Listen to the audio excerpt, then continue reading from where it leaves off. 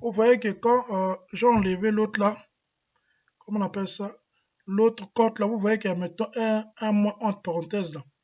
Ça signifie que euh, l'esquisse ou bien le croquis n'est pas bien coté, c'est-à-dire que ça manque quelques cotations. Voilà pourquoi il y a un moins ici là.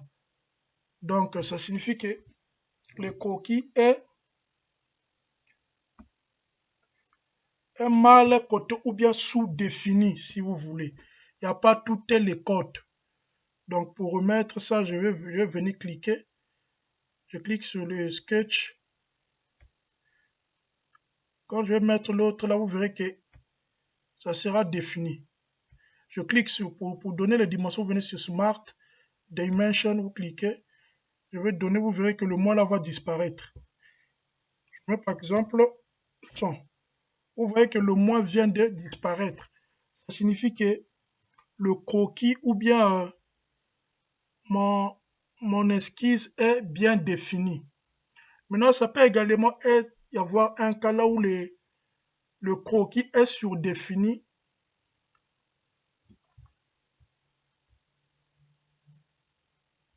Donc, je vais faire. Donc, comme j'ai dit, ça peut également avoir un cas là où le sketch est ou bien les croquis ou bien mon esquisse est surdéfini ou bien surcoté. C'est-à-dire qu'il y a des cotes des doubles. Je vais prendre par exemple un cas. Je vais ici, là, je vais coter ici. Vous voyez que ça devient en jaune. Voyez-vous que ça a signalé. Ça me dit que ici, là, la fenêtre qui est sortie, là, ça me dit que en mettant cette dimension-là, mon croquis ou bien mon esquisse devient surdéfini ou bien surcoté, c'est-à-dire que c'est pas bon. Donc je dois enlever ça. Voilà pour si j'enlève ça, ou bien si je viens encore, je remets encore ça là. Vous voyez, ça va encore signaler. Voyez-vous que ça me dit la même chose. Ça signifie que mon esquisse est surdéfinie. Pour enlever ça, je vais cliquer ici, je vais supprimer. Je vais également supprimer ça. Et puis je valide mon croquis ou bien mon esquisse. Donc c'est un peu ça. Donc je répète, le premier niveau pour modéliser une pièce, vous devez premièrement choisir part, c'est pour modéliser une pièce. Le deuxième niveau, c'est de choisir le plan sur lequel vous allez faire votre croquis, schéma et esquisse ou bien dessin de définition de votre pièce. Ça, c'est le deuxième niveau.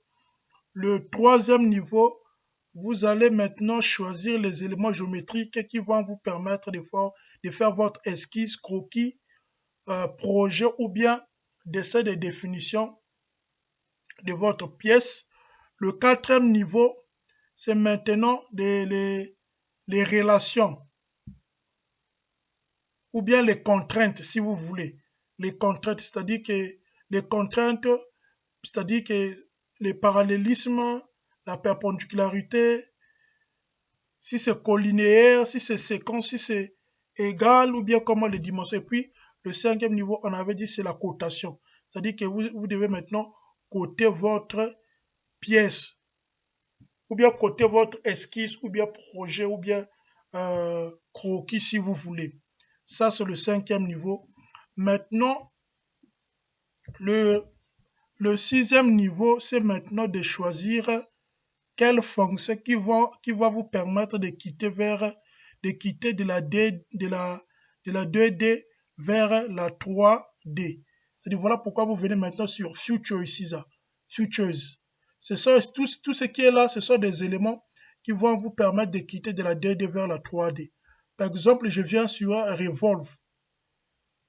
Je clique par exemple sur Revolve, vu que c'est un arbre que je veux modéliser, c'est-à-dire je clique sur Revolve, je clique, ou bien si vous voulez, vous venez d'abord sur la pièce, vous cliquez sur les sketchs ou bien les croquis ou bien les esquisses, vous cliquez sur ça et puis vous venez sur Revolve.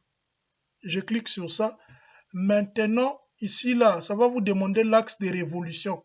L'axe sur lequel la pièce va tourner. Parce que je vais faire une rotation de la pièce. Par exemple, je vais prendre mon axe de rotation, c'est ça là. Je clique, vous voyez, ça me donne une pièce circulaire. Maintenant, si vous pouvez également préciser l'angle de révolution. Si par exemple, je veux que ça puisse tourner de 10 degrés, vous voyez, ça va me donner un truc comme ça.